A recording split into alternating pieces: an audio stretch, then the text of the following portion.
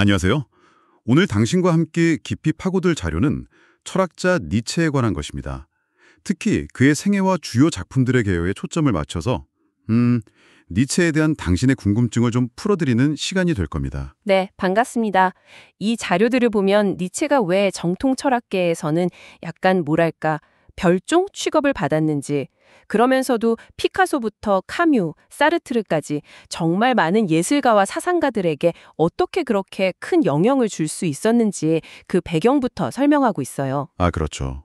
니체 스스로도 나는 모든 체계론자를 불신하며 그들을 피한다고 말했듯이 기존의 틀을 깨려는 의지가 강했죠. 바로 그 점에 흥미로운데요. 그럼 그의 삶부터 좀 들여다볼까요? 자료에 따르면 니체의 삶은 평생 그를 괴롭힌 질병, 네, 질병 문제, 그리고 또 젊은 시절 작곡가 바그너와의 관계? 바그너, 네네. 네, 이런 특별한 점들을 제외하면 비교적 조용했다고 해요. 생계를 위해서 고전문헌학 교수직을 맡긴 했지만 정작 본인은 학문이나 가르치는 일에 좀 염증을 느꼈다고 하고요. 당시 학계에서는 좀 외면받거나 혹평받는 그런 책들을 주로 썼군요. 네, 맞아요. 결국 건강 문제 때문에 연금을 받으면서 교수직에서 일찍 물러났어요. 연금으로 생활하면서요? 네, 그리고 남은 생애 동안 계속 글을 쓰면서 유럽 여기저기를 떠돌아다녔죠. 그 과정에서 바그너와의 관계는 완전히 틀어졌고 또 루살로메라는 여성과의 관계도 상당히 복잡했고요. 네, 그랬죠. 말년에 가서야 덴마크의 저명한 비평가 게오르그 브란데스에게 인정을 받으면서 좀 이름이 알려지나 싶었는데 근데 안타깝게도 자서전 이 사람을 보라 이걸 완성할 무렵에 갑자기 정신을 놓아버렸죠. 그 원인은 아직도 확실치 않고요. 참 고독하고 불안정한 삶이었네요. 이런 경험들이 그의 독특한 글쓰기 방식에도 영향을 미쳤을 것 같은데요. 특히 1876년 이후에는 아포리즘, 그러니까 짧은 격언 형태로 주로 글을 썼다고 하잖아요. 네, 맞습니다. 이 자료에서도 바로 그 아포리즘 형식이 니체 철학의 어떤 핵심적인 특징이자 강격함의 원천이라고 지적하고 있어요. 인간적인 너무나 인간적인 이나 새벽, 즐거운 학문, 그리고 유명한 차라투스트라는 이렇게 말했다까지. 짧게는 한 문장, 길게는 여러 문단에 이르는 생각의 조각들이 엄격한 체계 없이 다양한 주제를 넘나들죠. 그러니까 딱딱한 논문 스타일이 아니라 네, 오히려 소크라테스 이전 철학자들과 좀 유사한 방식이에요. 아리스토텔레스 이후 서양 철학의 주류였던 체계적인 저술 방식과는 아주 다르죠. 그래서 이 자료 저자는 니체를 논리적으로 이해하려고만 하지 말고 그의 글 안에서 같이 춤추듯 사유하는 경험이 중요하다고 하는군요. 해설서보다는 원전을 직접 읽는 게 훨씬 중요하다고 강조하고요. 정확합니다.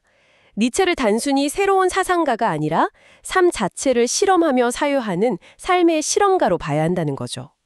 삶의 실험가. 흥미로운 관점이네요. 네, 그런 맥락에서 저자가 니체의 여러 작품 중에서도 특히 중요하다고 생각하는 책들을 몇 권 소개하는데요.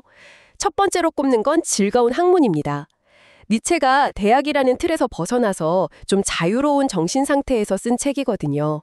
그래서 즐겁게 읽히면서도 뭔가 영적인 추물련처럼 느껴진다고 평가해요. 영적인 추물련이라 즐거운 학문이라는 제목하고도 잘 어울리네요. 자서전인 이 사람을 보라도 언급되는데 이건 니체 말년의 어떤 원숙한 지혜나 통찰, 위트가 담겨 있다고 하고요. 근데 니체 스스로는 차라투스트라는 이렇게 말했다를 최고작으로 여겼다면서요? 근데 이 자료의 평가는 좀 다르던데요? 네, 맞아요.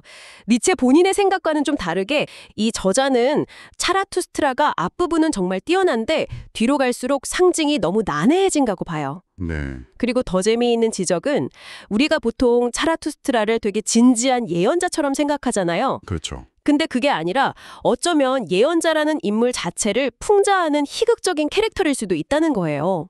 해석의 여지를 열어두는 거죠. 와, 그거 정말 흥미로운 해석인데요. 예언자를 풍자하는 인물이라니. 네, 꽤 도발적이죠.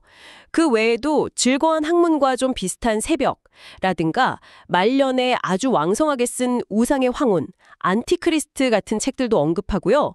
또 현대 대학 교수들이 비교적 선호하는 좀 더 학문적인 스타일의 선악의 저편이나 도덕의 계보 같은 책들도 소개합니다. 그렇군요. 정말 다양한 스타일의 저작들이 있네요. 네. 근데 재미있는 일화가 있는데 니체 스스로는 차라투스트라 이후의 책들을 독자를 낚으려는 낚싯바늘이라고 불렀대요. 그러면서 정작 낚인 물고기는 없었다고 좀 씁쓸하게 말했다는 이야기도 이 자료에 나옵니다. 아, 시대를 너무 앞서갔던 걸까요?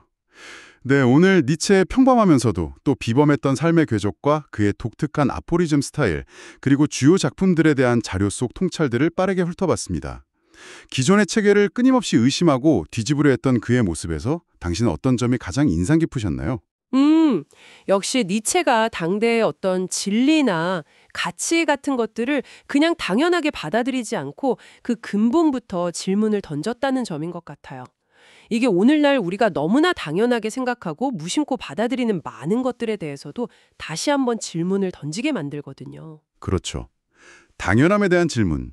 오늘 이 짧은 탐구가 니체라는 거대한 산맥을 탐험하는 당신의 여정에 작은 등불이 되었기를 바랍니다.